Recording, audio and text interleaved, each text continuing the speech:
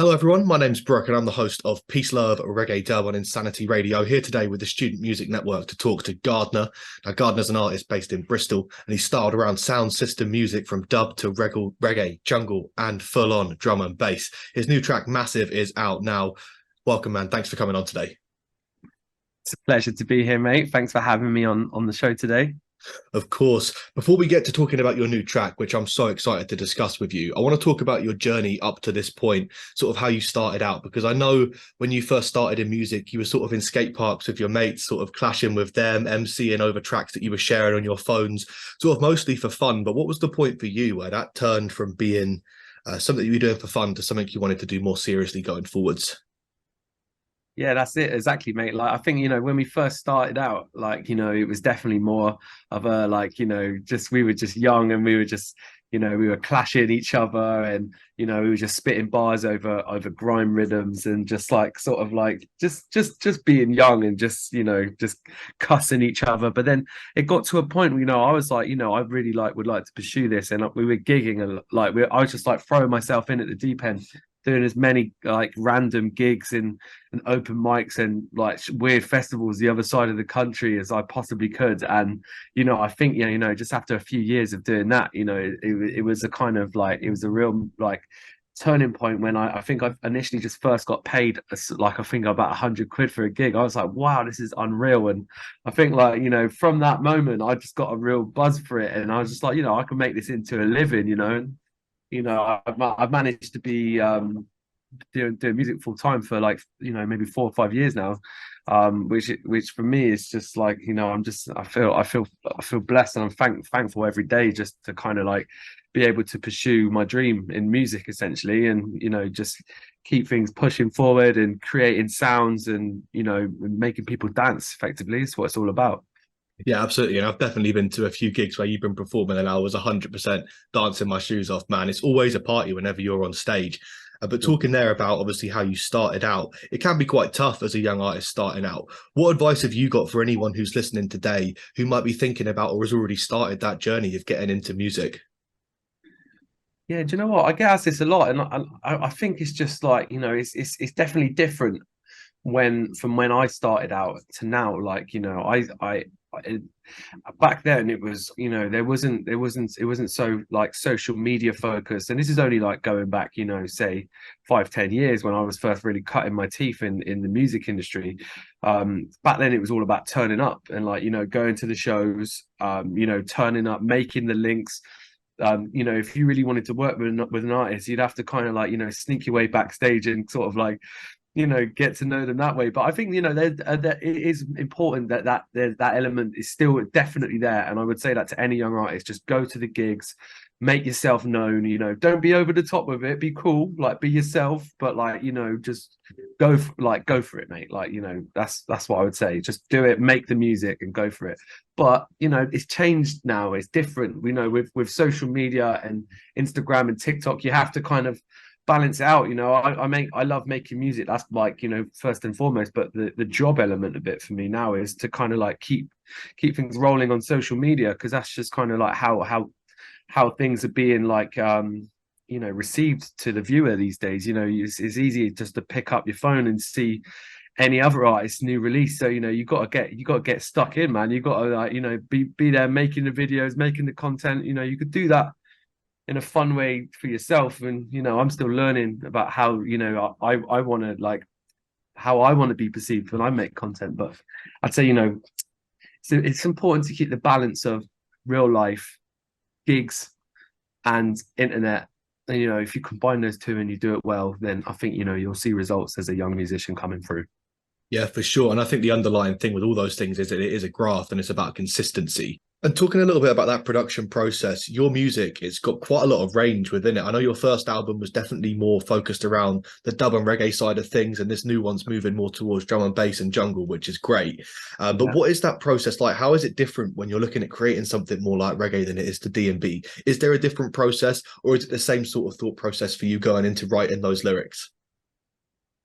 I think I'm a big fan of like sound system music and all things across the spectrum of that, be that reggae music, be that dub music, be that house music, be that techno music, be that jungle or drum and bass. I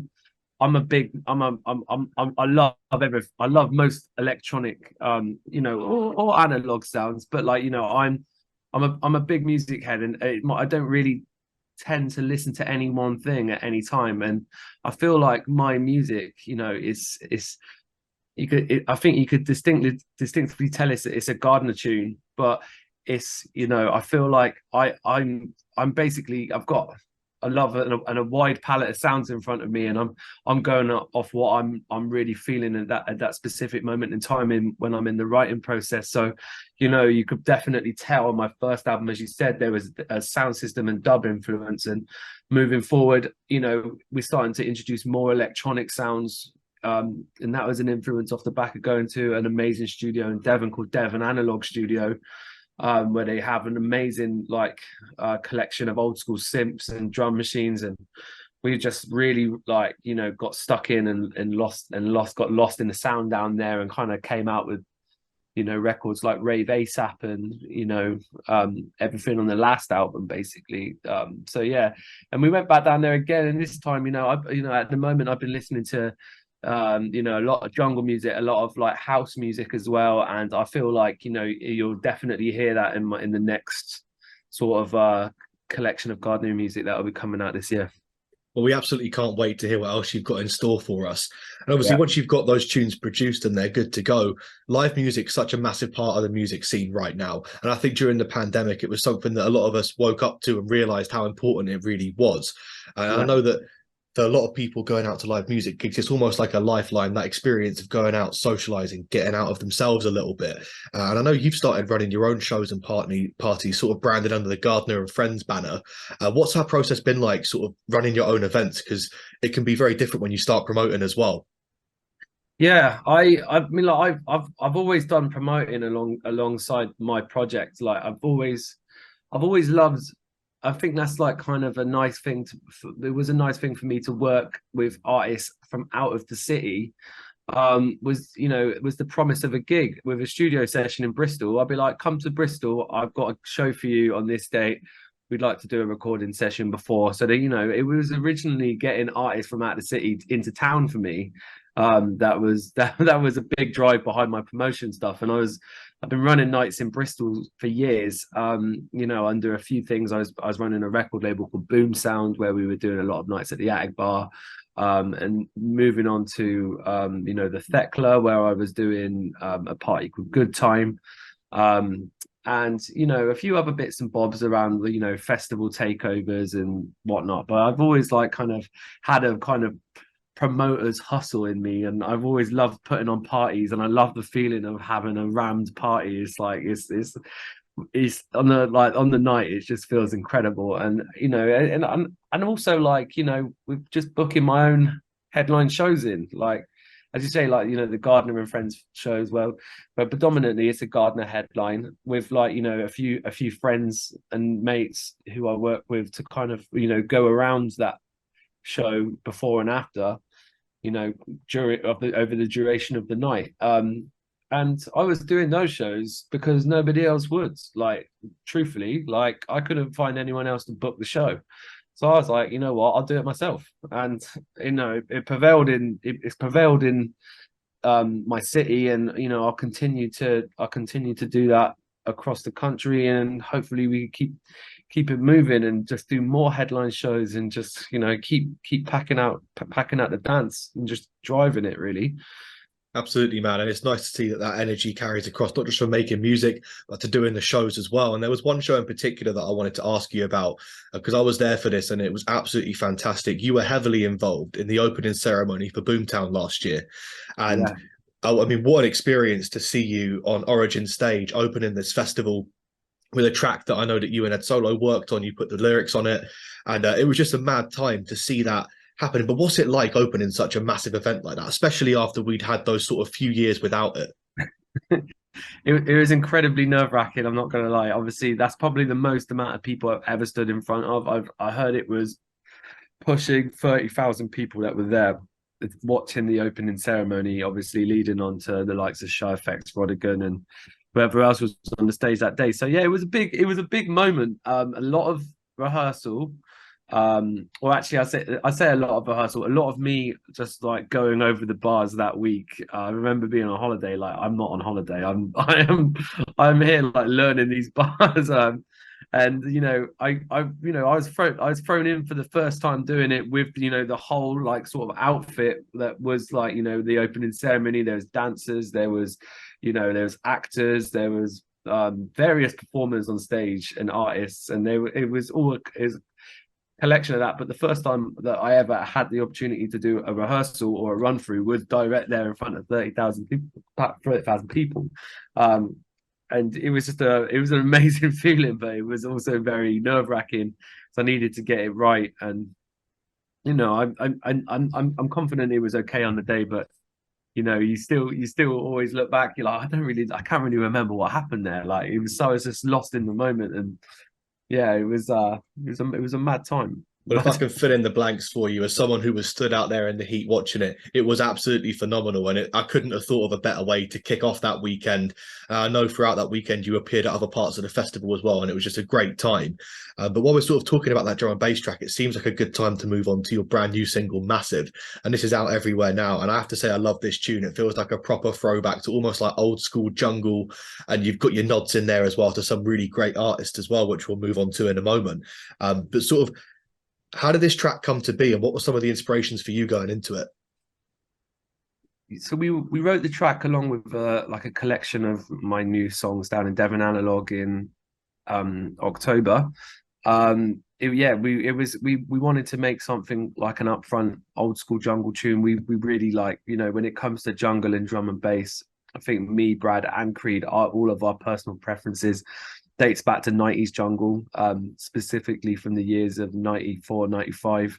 1995 was the year I was born. And you'll hear another male vocal, which is like, it appears as a sample in the track, but that's Dynamite MC, who's, he's worked with the Next Men for years with Brad Ballou, but it's like, for me, is one of my favorite MCs. We've collaborated a couple of times before.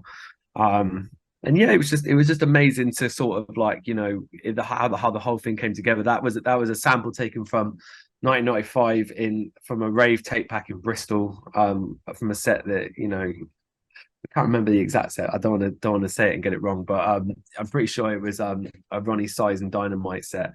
But yeah, it was just an amazing sort of come together of like 90s rave influence and jungle and old school jungle influence, and it came out as it is. And I'm really excited to like sort of have a new version. I haven't actually told anyone this, so you're the first person I've told, but we've got another version coming out in a couple of weeks time, with some legendary MCs on it, like a posse MC cut. So we've got Dynamite on a verse, we've got GQ on a verse, Eva Lazarus, Dynamite MC is also coming back for a full 16. But so yeah, it's a nice little version that's going to come out in a couple of weeks. But for me, it was just all kind of about bigging up the old school crew, because I take a lot of influence and and sounds and and inspiration from that era, and just how things were back in the raves back in the day. So I'm just like, yeah, man, I want to big them up in the tune, and there's little nods to Randall and Fabio in there and Groove Rider, and these are all artists and DJs that I love, and I've got lost on the dance floor too multiple times. So yeah, just got to big them up.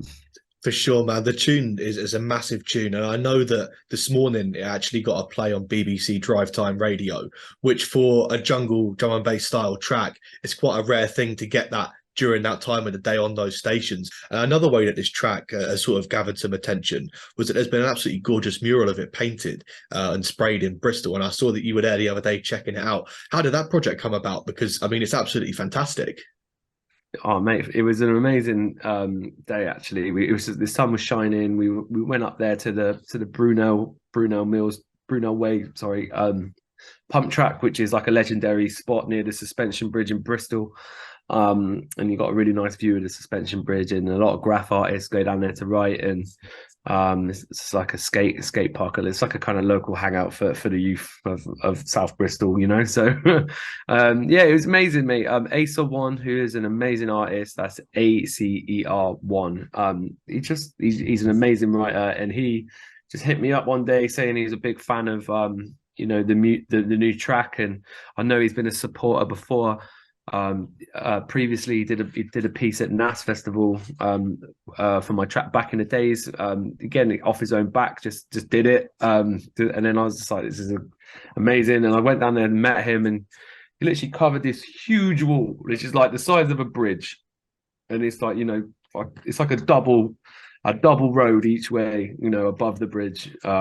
It's huge. And he just, like, you know, he was like, he had a vision to write the words massive as big as he could.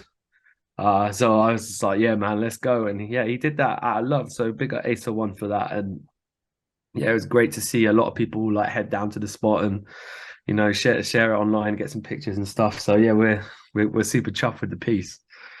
Oh, man, it's been fantastic to see this music coming out, and I can't wait to hear the new version of the tune in a couple of weeks as well. But thank you so much for joining us today. For everyone listening, please make sure that you are listening to Massive wherever you get your music, because it's a dope tune. Please don't miss out on the versions to come on the album that we've got coming up as well, man. That's going to be great to see. And if you get the chance to see Gardner performing live at any point, absolutely make sure you're going to see him perform, because the energy that he brings to the stage is absolutely fantastic. And just thank you so much for joining us today and coming on and having a chat with us about all this. Oh, Brooke, no worries, mate. Thank you very much, man. And yeah, bro, thanks for having us. And yeah, big up, and check out the new single, Massive.